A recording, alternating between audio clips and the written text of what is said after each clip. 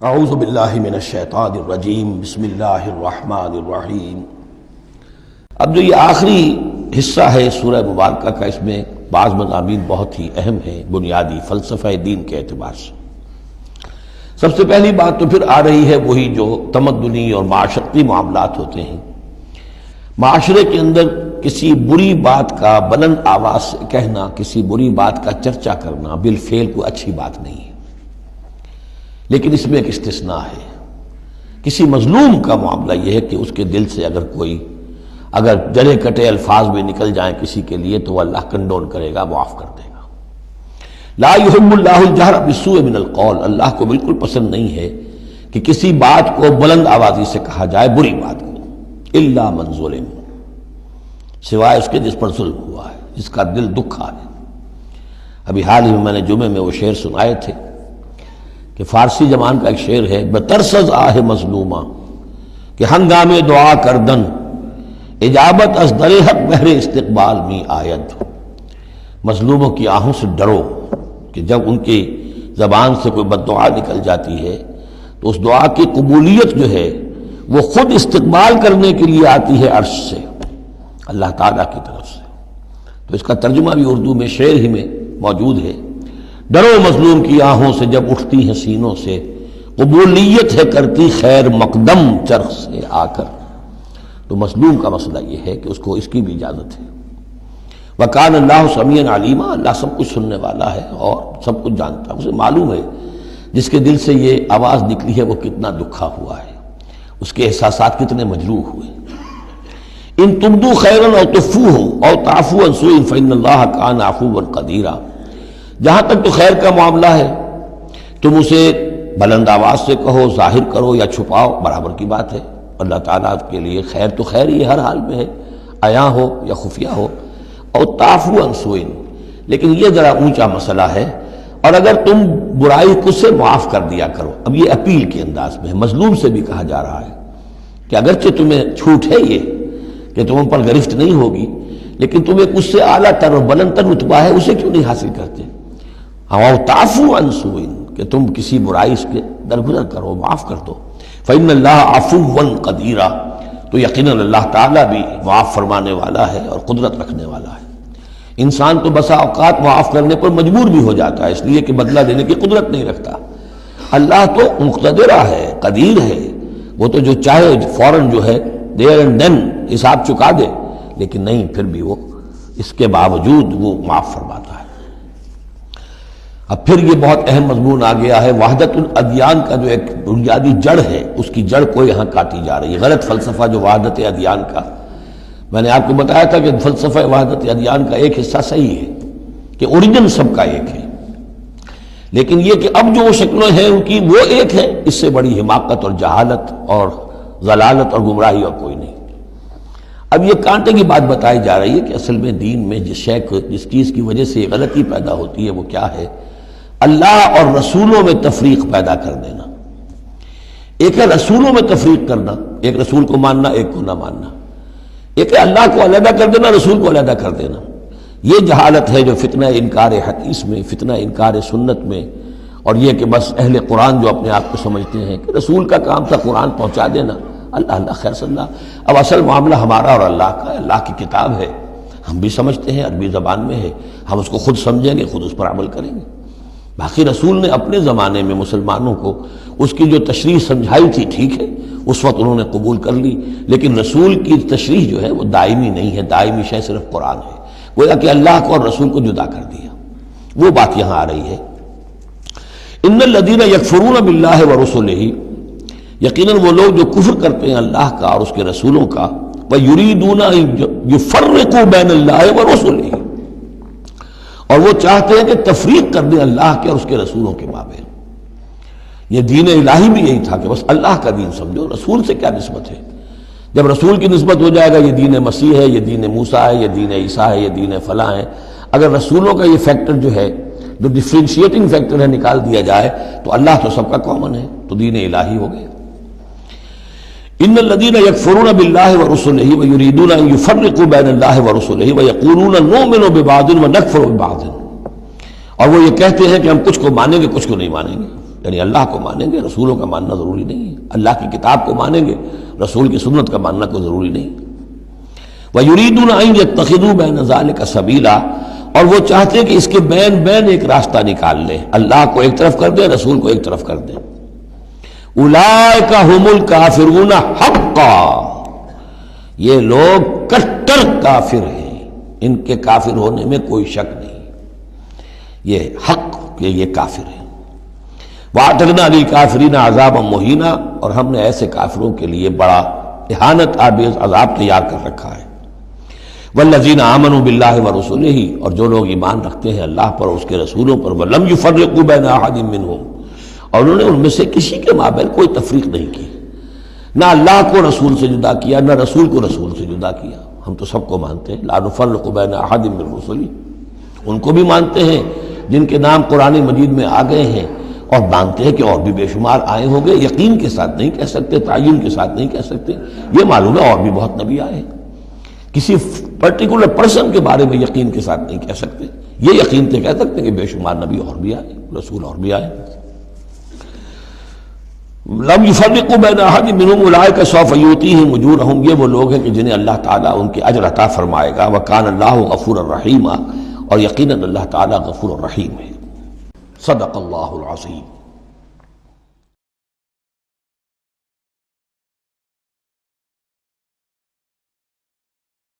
اعوذ باللہ من الشیطان الرجیم، بسم اللہ الرحمن الرحیم۔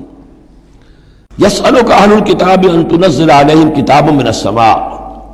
یہ اہل کتاب، یہ یہودی ہے، محمد صلی اللہ علیہ وسلم آپ سے مطالبہ کر رہے ہیں کہ ان پر ایک کتاب آسمان سے اتاری جائے، یعنی جیسے تورات اتری تھی۔ آپ تو کہتے ہیں مجھ پر وحی آتی ہے، کہاں لکھی ہوئی ہے وہ وحی، کون لایا ہے ہمیں تو پتہ نہیں۔ موسیٰ کو تو وہ لکھی ہوئی ملی تھی اور وہ پتھر کی تختیوں میں لے کر آئے تھے۔ یسألک اہل الکتاب ان تنزل علیہم کتاب من السماء فقد سألوا موسیٰ اکبر من ذلک، تو اے نبی آپ فکر نہ کریں، ان کی پرواہ نہ کریں، انہوں نے، ان کے آباء و اجداد نے موسیٰ سے اس سے بھی بڑھ کر مطالبے کیے تھے۔ فقالوا ارنا اللہ جہرۃ، یاد کرو کہ وہ اللہ سے، انہوں نے تو یہ مطالبہ بھی کیا تھا کہ ہمیں دکھاؤ اللہ کو عیاناً، ہم خود دیکھنا چاہتے ہیں۔ فاخذتهم الصاعقۃ بظلمهم، تو ان کی اس گناہ کی پاداش میں انہیں ایک کڑک نے آ پکڑا تھا۔ ثم اتخذوا العجل من بعد ما جاءتهم البینات، پھر یہ کہ ان لوگوں کی ناہنجاری کا یہ بھی اندازہ کرو کہ جبکہ واضح نشانیاں ان کے پاس آ چکی تھی، 9 معجزے حضرت موسیٰ کے وہ دیکھ چکے تھے، پھر بھی انہوں نے بچڑے کی برت سے شروع کر دی۔ فعفونا عن ذلک، ہم نے ان تمام چیزوں سے درگزر کیا۔ وآتینا موسیٰ سلطان مبین، اور ہم نے موسیٰ کو غلبہ عطا کیا، واضح غلبہ، فرعون اور اس کے علاوہ لشکر کو ان کی نگاہوں کے سامنے غرق کر دیا۔ ورفعنا فوقهم الطور بميثاقهم، اور ہم نے ان کے سروں پر معلق کر دیا تھا طور کو، پہاڑ کو، جبکہ ان سے عہد لیا جا رہا تھا۔ وقلنا لهم ادخلوا الباب سجدا، اور ہم نے کہا تھا کہ جب یہ شہر فتح ہو جائے تمہارے ہاتھوں، یریکو، تو اس میں داخل ہونا تو سروں کو جھکا کر۔ وقلنا لهم لا تعدوا في السبت، اور ہم نے ان سے یہ بھی کہا تھا کہ سبت کا، ہفتے کا جو قانون ہے اس میں حد سے تجاوز نہ کرو۔ واخذنا منهم ميثاقا غليظا، اور ہم نے ان تمام باتوں کے ان سے بڑے گاڑھے قول و قرار لیے تھے، بہت گاڑھے معاہدے کیے تھے۔ فبما نقضهم ميثاقهم، اب یہاں ان کے کچھ جرائم کی فہرست آ رہی ہے، اور یہاں یوں سمجھیے کہ مبتدا ہی کی تکرار ہو رہی ہے، اس میں جو خبر ہے وہ گویا کہ وہ محذوف ہے، یوں پہلے ہی اگر سمجھ لیں گے تو بات یوں بنے گی، فبما نقضهم ميثاقهم لعناهم، تو انہوں نے جو ہمارے میثاق کو توڑا اور توڑتے رہے، جو بھی وعدے کیے تھے، ہم نے ان پر لعنت کر دی بس۔ لیکن یہ لعناهم اتنی واضح بات تھی کہ اس کو کہنے کی ضرورت نہیں آئی، بلکہ اور ان کے جرائم کی فہرست بیان ہو رہی ہے۔ فبما نقضهم ميثاقهم وکفرهم بآیات اللہ، اللہ کے آیات کے انکار کے سبب سے، وقتلهم الانبیاء بغیر حق، اور ان کا انبیاء کا قتل کر دینا بغیر حق، وقولهم قلوبنا غلف، اور ان کے اس کہنے کی پاداش میں کہ ہمارے دل تو غلافوں میں بند ہیں، بل طبع اللہ علیہا بکفرہم، بلکہ حقیقت یہ ہے کہ اللہ نے ان کے اوپر مہر کر دی ہے ان کے کفر کے باعث۔ فلا یؤمنون الا قلیلا، ہاں واقعتاً اب وہ ایمان نہیں لائیں گے مگر بہت ہی شاذ۔ وبکفرہم وقولہم علی مریم بہتانا عظیما، اور بسبب ان کے اس کفر کے جو انہوں نے کیا اور جو انہوں نے مریم پر ایک بہتان عظیم لگایا،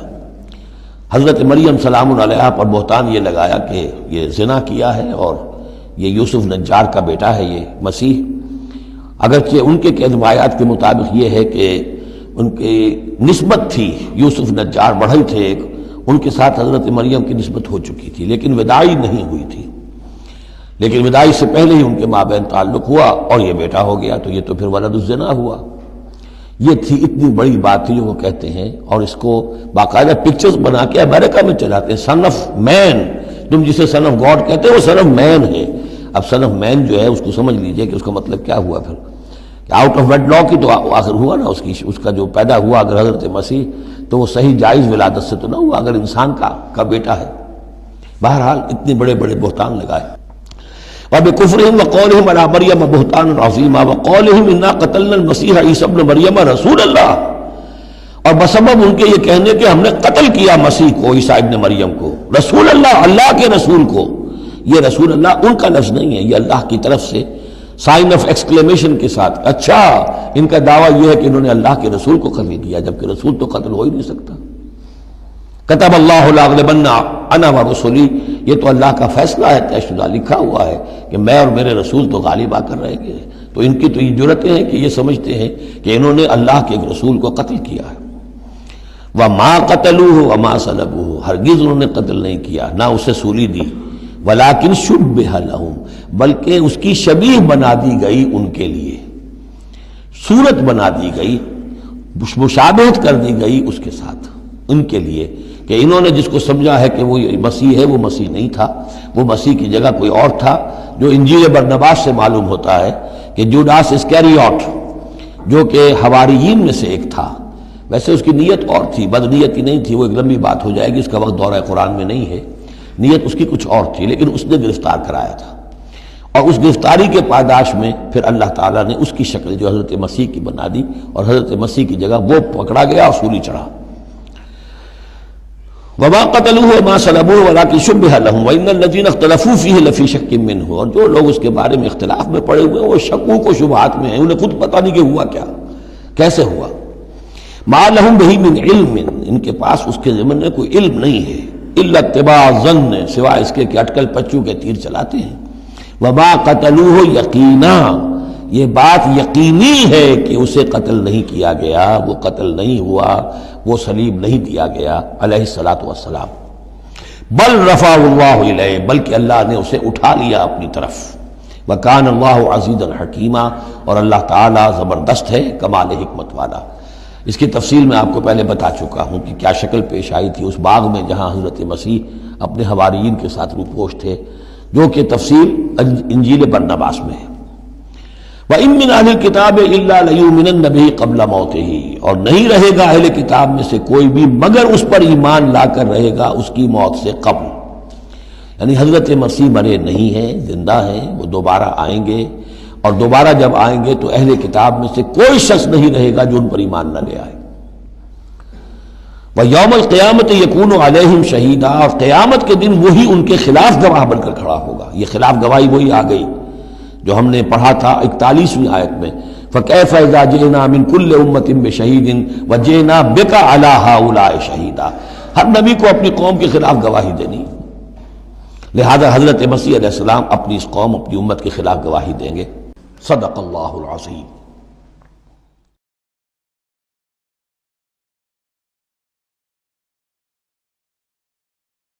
اعوذ باللہ من الشیطان الرجیم، بسم اللہ الرحمن الرحیم۔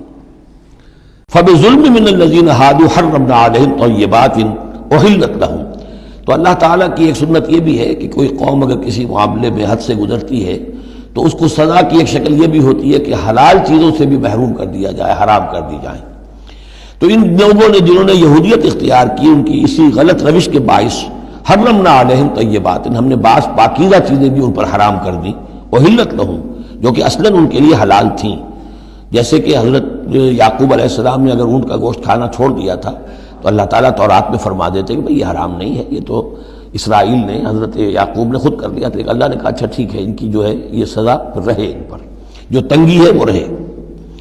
وَبِصَدِّهِمْ عَنْ سَبِيلِ اللَّهِ كَثِيرًا، اور بسبب ان کے اللہ کے راستے سے رکنے اور روکنے کے، اللہ کے راستے سے رکتے بھی ہیں، روکتے بھی ہیں، تو اس کی وجہ سے اللہ تعالیٰ نے ان کو سزا کے طور پر بعض حلال چیزوں سے بھی محروم رکھا۔ وَأَخْذِهِمُ الرِّبَا، اور پھر ان کے جرائم کی فہرست میں یہ بھی ہے کہ ان کا سود کھانا، وَقَدْ نُهُوا عَنْهُ،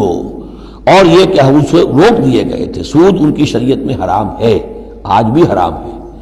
لیکن وہ یہ سمجھتے ہیں کہ سود کا لین دین یہودیوں کا آپس میں حرام ہے، کوئی یہودی دوسرے یہودی سے سودی لین دین نہیں کرے گا۔ لیکن جینٹائلز کے لیے تو ان کا عام قاعدہ یہ ہے، گوئمز اینڈ جینٹائلز، ان کے لیے ہم پر لیس علینا فی الامیین سبیل، ہم پر کوئی گرفت ہے ہی نہیں، کوئی ذمہ داری ہے ہی نہیں، ہم جیسے چاہیں کریں، لوٹیں کھسوٹیں، جس طرح چاہیں دھوکہ دیں، اور تو ظاہر بات ہے سود میں تو پھر کوئی قباحت رہی نہیں۔ وَأَخْذِهِمُ الرِّبَا وَقَدْ نُهُوا عَنْهُ وَأَكْلِهِمْ أَمْوَالَ النَّاسِ بِالْبَاطِلِ، اور بسبب ان کے لوگوں کے مال ناحق ہڑپ کرنے کے، وَأَعْتَدْنَا لِلْكَافِرِينَ مِنْهُمْ عَذَابًا أَلِيمًا، اور ان میں سے جو کافر ہیں جنہوں نے اب کفر کی بھی روش اختیار کر لی ہے، ان کے لیے ہم نے بہت دردناک عذاب تیار کر رکھا ہے۔ لَٰكِنِ الرَّاسِخُونَ فِي الْعِلْمِ مِنْهُمْ وَالْمُؤْمِنُونَ، لیکن جو لوگ ان میں سے پختہ علم والے ہیں، جیسے عبداللہ ابن سلام رضی اللہ تعالی عنہ، اور اہل ایمان جو ہیں، جو محمد پر ایمان لائے ہیں صلی اللہ علیہ وسلم،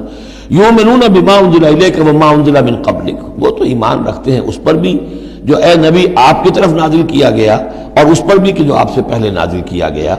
والمقیمین الصلاۃ، وہ تو نماز کے قائم کرنے والے ہیں، والموتون الزکاۃ، اور زکوٰۃ کی ادا کرنے والے ہیں، والمؤمنون باللہ والیوم الآخر، اور ایمان رکھنے والے ہیں اللہ پر بھی اور یوم آخر پر بھی، اولئک سنؤتیہم اجرا عظیما، یہ وہ لوگ ہیں کہ جنہیں ہم اجر عظیم عطا فرمائیں گے۔ یہاں بھی آپ دیکھ رہے ہیں کہ ابھی تھوڑی سی گنجائش رکھی جا رہی ہے کہ اہل کتاب میں سے بھی اگر کوئی ایلیمنٹ ہے، کوئی کہیں کونے کھدرے میں پڑا ہوا جس کے اندر فطرت جو ہے ابھی کچھ موجود ہے، سلامتی کسی درجے میں ہے، تو جس طریقے سے بھی ہو، یعنی بچا کھچا بھی اگر اس کان میں کوئی ہیرے کا ٹکڑا پڑا ہوا تو وہ بھی نکل آئے، بجائے اس کے کہ ابھی آخری دروازہ بند کر دیا جائے، تو نہ آخری دروازہ ابھی بند کیا منافقین پر اور نہ ان پر کیا۔ لیکن راسخون فی العلم منہم، اب ان میں سے اشارہ کر دیا گیا کہ ان میں سے بھی کچھ ہو سکتے ہیں، باقی اہل ایمان کے روش تو یہ ہے ہی، والمؤمنون یؤمنون بما انزل الیک وما انزل من قبلک والمقیمین الصلاۃ والمؤتون الزکاۃ والمؤمنون باللہ والیوم الآخر اولئک سنؤتیہم اجرا عظیما۔ اب جو مقام آ رہا ہے یہ 23ویں رکوع کے شروع میں، یہ ان چند مقامات میں سے قرآن کے جس میں کہ انبیاء اور رسولوں کے ناموں کا گلدستہ آیا ہے۔ مثلا یہاں آپ دیکھیں گے پے بپے بہت سے انبیاء اور رسول کا نام لیے گئے، پھر ان میں سے بعض کی جو اضافی اور شانیں ہیں ان کا بیان کیا گیا، اور پھر بڑی اہم آیت فلسفہ قرآن کے اعتبار سے آگے آئے گی کہ نبوت کا بنیادی مقصد کیا ہے، نبوت کا بنیادی مقصد، فلسفہ نبوت، اساسی فلسفہ نبوت۔ انا اوحینا الیک کما اوحینا الی نوح، اے نبی ہم نے آپ کی جانب بھی وحی کی ہے جیسے کہ ہم نے نوح کی طرف وحی کی تھی، والنبیین من بعدہ، اور ان کے بعد بہت سے انبیاء پر کی تھی، حضرت شیس علیہ السلام وہ بھی حضرت نوح علیہ السلام، بلکہ یہ تو حضرت نوح سے بھی پہلے کے لوگ ہیں شیس جو ہیں۔ اوحینا الی نوح والنبیین من بعدہ واوحینا الی ابراہیم واسماعیل واسحاق ویعقوب والاسباط،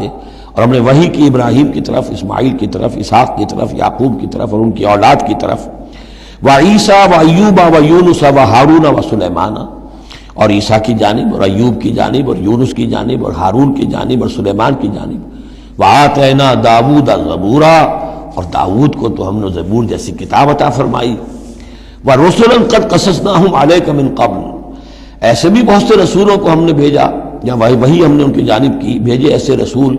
کہ جن کا ہم اس سے پہلے آپ کے سامنے تذکرہ کر چکے ہیں،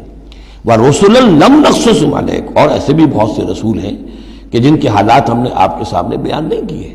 پوری دنیا کی تاریخ بیان کرنا تو قرآن مجید کا مقصد نہیں ہے، یہ تو کتاب ہدایت ہے، تاریخ کی کتاب نہیں ہے۔ وَكَلَّمَ اللَّهُ مُوسَىٰ تَكْلِيمًا، اور خاص اب شان جو حضرت موسیٰ علیہ السلام کی امتیازی شان ہے، اور موسیٰ سے تو کلام کیا اللہ نے جیسے کہ کلام کیا جاتا ہے، بس صرف یہ ہے کہ من ورائے حجاب تھا، پردے کے پیچھے سے تھا دو بدو کلام۔ صدق اللہ العظیم۔